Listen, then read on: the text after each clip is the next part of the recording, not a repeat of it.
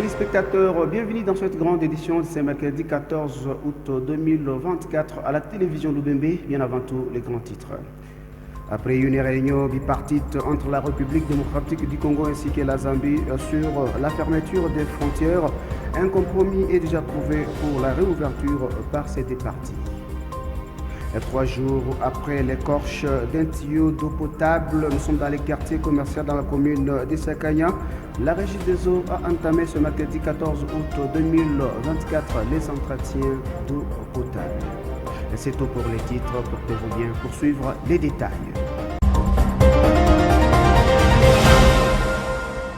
Dans la province du Haut-Katanga, bienvenue, les opérateurs économiques ont 30 jours pour évacuer leurs marchandises frappées par la mesure interdisant l'importation des boissons gazeuses en République démocratique du Congo.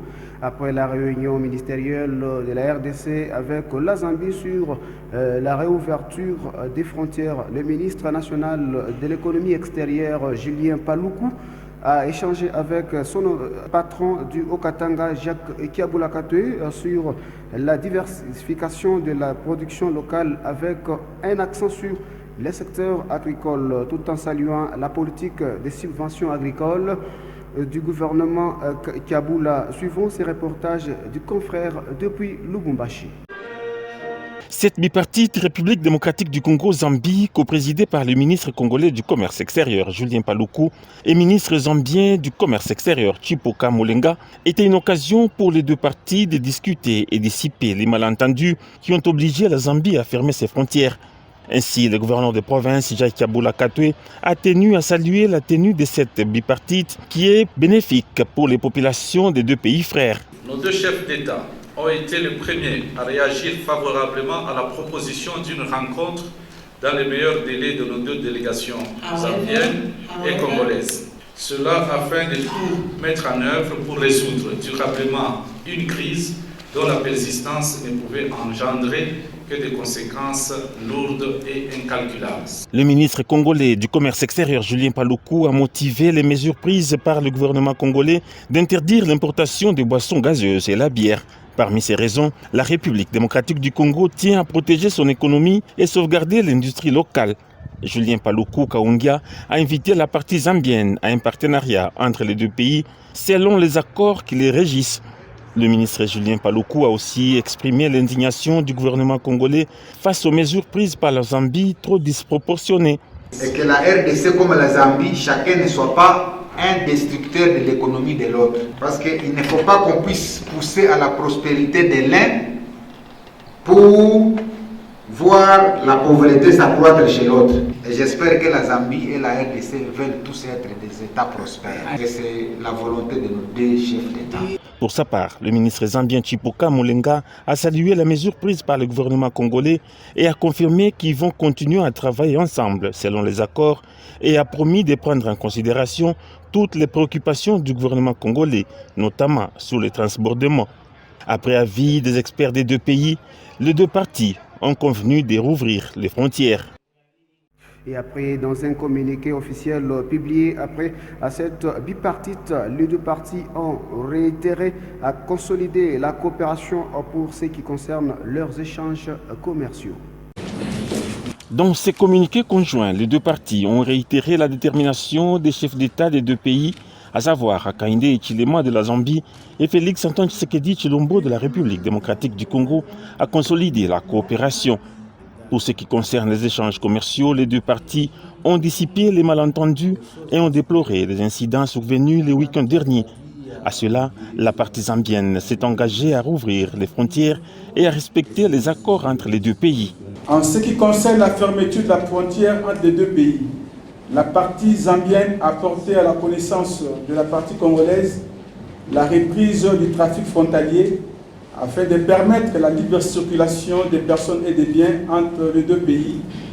Quant à l'importation des produits concernés par la mesure, notamment la bière et les boissons gazeuses, la République démocratique du Congo a autorisé l'entrée dans son territoire de ces produits à condition que cela soit produit en Zambie. La partie congolaise s'est engagée à autoriser l'entrée en République démocratique du Congo des marchandises visées par les mesures de sauvegarde dont la procédure d'importation avait été engagés avant la publication des dites mesures. Une dérogation spéciale de 30 jours, à dater de la signature du présent communiqué final, est collectivement accordée à tous les opérateurs économiques concernés. N'entrez pas dans le champ d'application des présentes mesures de sauvegarde toute importation effectuée conformément aux accords commerciaux bilatéraux. En cas de nécessité d'approvisionnement dans les parties du territoire national où les consommateurs ont un accès difficile aux produits locaux concernés par les mesures de sauvegarde, les opérateurs économiques peuvent bénéficier d'une dérogation d'importation accordée par le ministre ayant les commerces extérieurs dans ses attributions. Les deux pays, à travers les deux ministres du commerce extérieur, ont salué la rapidité avec laquelle les deux chefs d'État ont réagi pour l'intérêt de leur peuple. Rentrons dans les territoires d'Issakania, précisément dans la commune d'Issakania, le lancement des inscriptions ainsi que réinscriptions lancées depuis ce lundi 12 août 2024 dans toute l'étendue du territoire de la République démocratique du Congo. Les inscriptions ainsi que réinscriptions dans la commune d'Issakania sont toujours timides, presque dans toutes les écoles de la place. Interrogé par votre rédaction, un parent du nom de Tonton Kanyeba a expliqué la raison pour laquelle les parents n'amènent pas leurs enfants dans des différentes écoles pour les inscriptions. C'est devant le micro et la caméra de Chati Mpiana. L'inscription des enfants pour la rentrée scolaire 2024-2025 est devenue une période particulièrement difficile pour certains employés en raison du non-paiement de leur salaire. Cette situation a engendré des tensions et des préoccupations parmi le personnel. Ainsi, cette période cruciale de l'année scolaire 2024-2025, qui devrait être synonyme d'excitation et d'anticipation pour les parents et les enfants, s'est transformée en un véritable défi financier et émotion, comme nous explique un parent d'élève. Juu ya réinscription, problème tuko nayo ni ya kazi kule tunatumika jusqu'alors hatuyatushe. Juste kama tunatushe, tutafanya réinscription ya watoto bafundi. Ndio maisha ya kesho. Ni watoto bale tunafundisha. Shi yetu shaufanyisha kuisha tunaanza je kubasaidia sasa. Bendelee na bo. Kukote ya watoto yangu mimi biote misho préparer à part inscription na réinscription. Biote biko tayari. Toujours dans la commune d'Issakania, 3 jours après l'écorche d'un tuyau d'eau potable dans le quartier commercial, nous sommes dans la commune d'Issakania, non loin du transformateur à l'énergie électrique de la place. Le service technique de la Régie des eaux, une structure nationale habilitée à contrôler l'eau potable dans toute l'étendue du territoire national, est passé par les entretiens ce mercredi 14 août 2024 pour mettre fin au jaillissement d'eau avant. L'une des mamans du quartier manifeste ses contentements devant la caméra de Marcel Niklas. L'eau potable est un enjeu crucial et complexe, nécessitant des efforts concertés à tous les niveaux de la société. Il semble que l'accès à l'eau potable soit un problème sérieux dans de nombreux quartiers, y compris les zones commerciales, comme nous explique cette habitante. Sababu mai ilikuwa natoka hapa, ilikuwa napita mubalabala, tulikuwa nasita mai moya mubaya sana. Tuliona sasa tulipaswa kupata magonjwa mwa ile haiwezi kuenda mbele. Ni pale hivyo banaisha banatengeneza vinakuwa vizuri, tunapika merci kwa Régie des eaux. Toujours dans la commune d'Issakania, parlant de la poussière à gaz vénéneux suite au gravier aspergé tout au long de la route à Kishiba. La population de ces contrées implore à la société de leur venir en aide et de chercher la piste des solutions pour épargner contre certaines maladies qui peuvent endommager la vie humaine de la population de ces contrées. Nous sommes dans la commune d'Issakania, étant donné que c'est elle qui est à la base de tout. Et ceux qui sont ces bus et véhicules et qui fréquentent intensément la dite route. Suivons le reportage de Célestin Mouteba.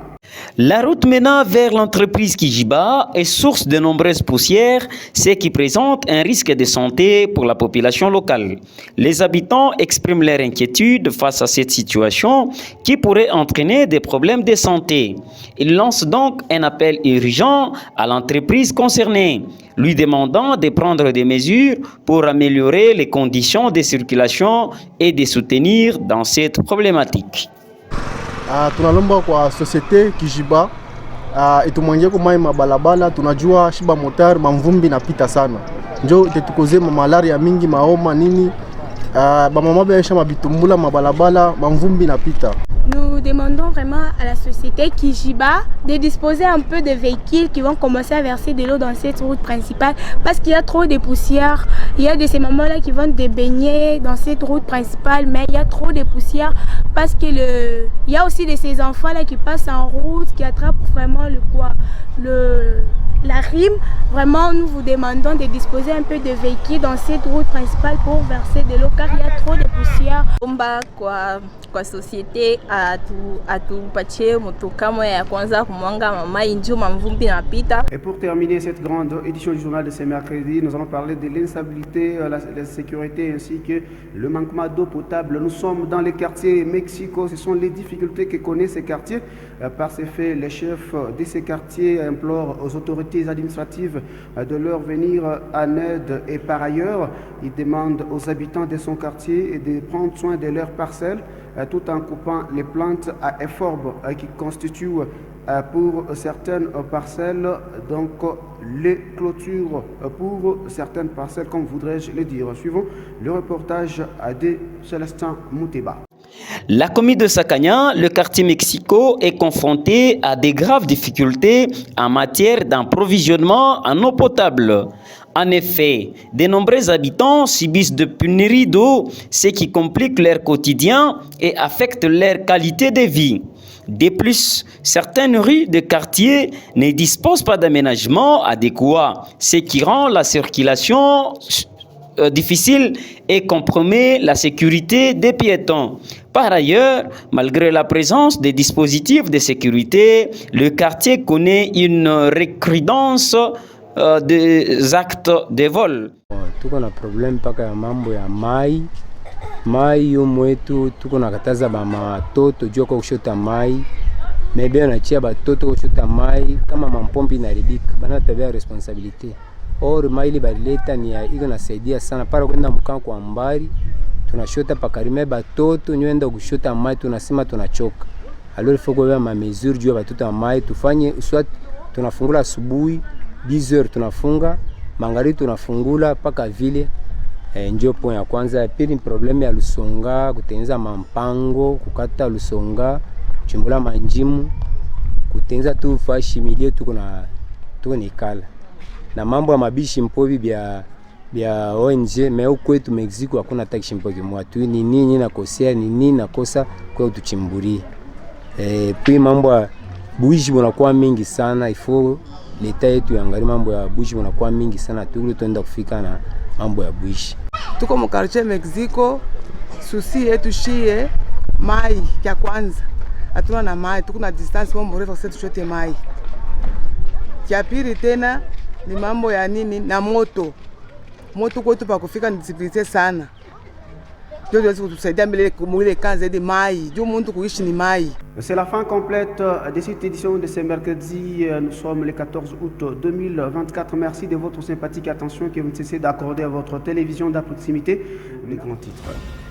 Après une réunion bipartite entre la République démocratique du Congo ainsi que la Zambie sur la fermeture des frontières, un compromis est déjà trouvé pour la réouverture par ces deux parties. 3 jours après l'écorche d'un tuyau d'eau potable, nous sommes dans les quartiers commerciaux dans la commune de Sakanya. La régie des eaux a entamé ce mercredi 14 août 2024 les entretiens d'eau potable. Merci à Marcel Nicolas pour la prise d'image également. Merci à la coordination Célestin Mouteba. Merci bien sûr à moi, Michel Kibombe. J'étais à la présentation de cette édition journal. Je vous dis à revoir. On se retrouve à la prochaine.